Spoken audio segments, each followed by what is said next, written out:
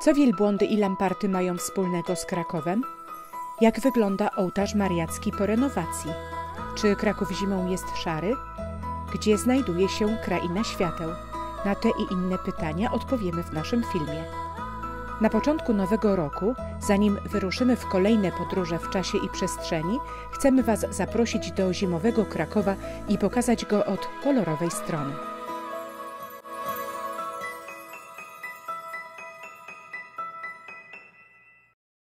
Sami wiecie, jak to jest.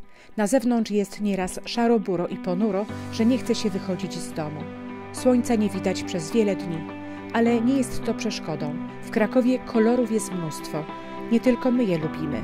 Nasi przodkowie też się nimi zachwycali. Rozpocznijmy zatem nasz spacer od krakowskiego rynku i krótkiej wizyty w kościele mariackim.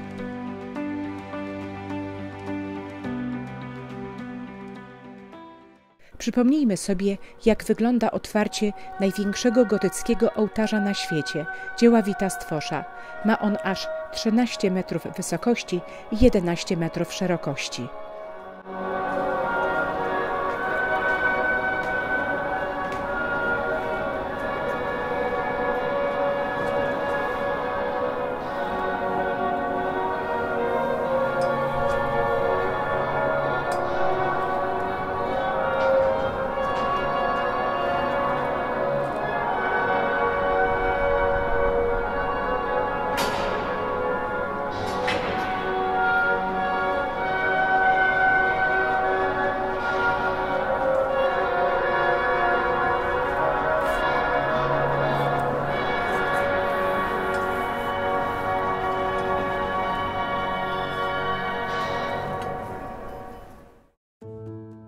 Niemal rok temu, po prawie 6 latach prac renowacyjnych, ołtarz ponownie rozbłysnął wszystkimi kolorami. Jedną z pierwszych różnic, którą zauważamy, jest inny kolor tła ołtarza. Nie jest on już jednolicie błękitny jak przed 2015 rokiem. Na krańcowych deskach tła, które jako jedyne były oryginalne, odkryto pozostałości odcienia błękitu zwanego azurytem i to ten odcień jest aktualnie dominującym, także na poszczególnych kwaterach ołtarza, choć w różnym natężeniu. Każdy, kto widział chociaż raz ten ołtarz, od razu zwraca uwagę na istotną różnicę. Jest nią zmiana koloru krawędzi szafy ołtarzowej oraz kwater na skrzydłach na cynobrowy. Jest to odcień czerwieni. Przywrócono tym samym dość typowy element zdobniczy dla średniowiecznych ołtarzy, zwłaszcza dla twórców szkoły krakowskiej.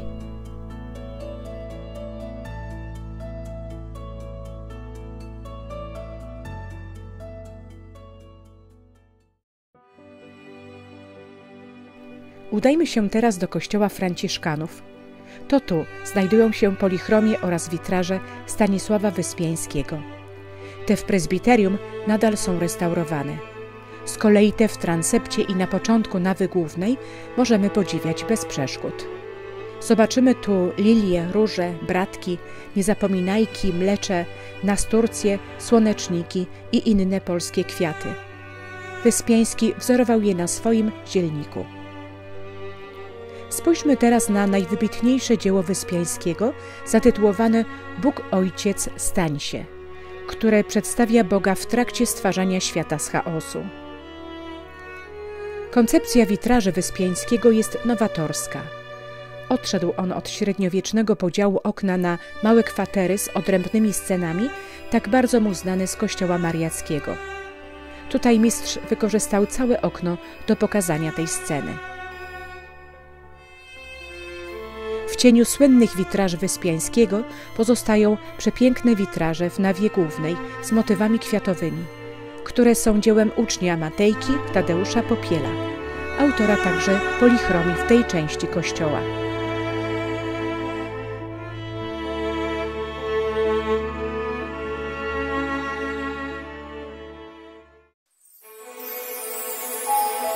Sprawdźmy teraz, jakie dekoracje świąteczne pojawiły się na placach i ulicach Krakowa.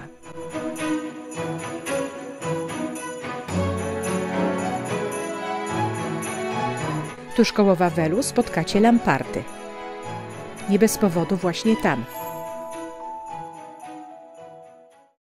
Wiadomo, że na Wzgórzu Wawelskim, w pobliżu Baszty Senatorskiej, trzymano lwy. Skąd wzięły się lwy w Krakowie w czasach Jagiellonów?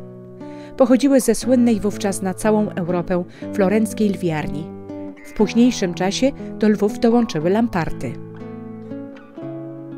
Lamparty pojawiają się także na werdiurach ze słynnej XVI-wiecznej kolekcji króla Zygmunta Augusta. W 2021 roku odbyła się wystawa pokazująca wszystkie arasy tego króla. Po raz pierwszy w historii zgromadzono barwne arasy i werdiury w salach Zamku Królewskiego na Wawelu. W związku z tym w różnych częściach miasta pojawiły się dekoracje świąteczne bezpośrednio nawiązujące do ich tematyki. Zresztą zobaczcie sami, jak prezentują się one za dnia, a jak po zmroku.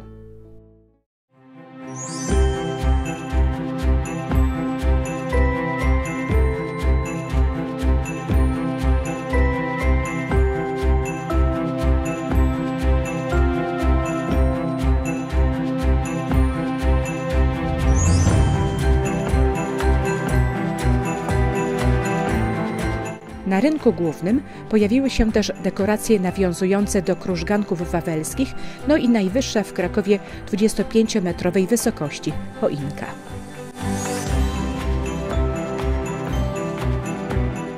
Zresztą nie jedyna. Kolejna znajduje się przed krakowskim magistratem,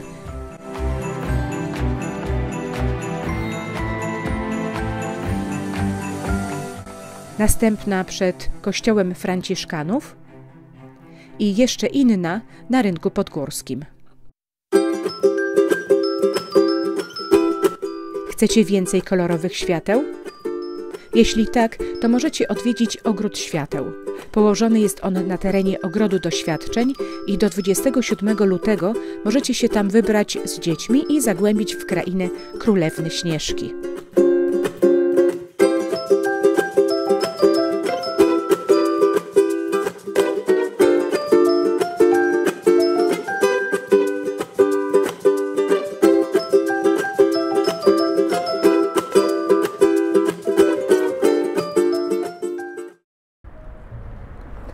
Drodzy widzowie, życzymy Wam, żeby rok aktualny, 2022, był rokiem pełnym kolorów, tak jak wiele kolorów ma ten Ogród Świateł, w którym w tym momencie się znajdujemy. Ale przede wszystkim życzymy Wam zdrowia i zapraszamy na nasz kanał. Podróżujcie razem z nami po Polsce, odkrywając tajemnice miast, miasteczek, różnych regionów Polski. Jak wiecie, lubimy historię i bardzo często inspirujemy się historią, żeby pokazać Wam i wytłumaczyć teraźniejszość. Wszystkiego dobrego w nowym roku życzymy my, Gosia i Tomek. I Tomek. Wszystkiego dobrego. Kasiu! Wesołych świąt, panie Chojnacki! Nie wiem, o co chodzi. Dobra Do jest. zobaczenia po świętach!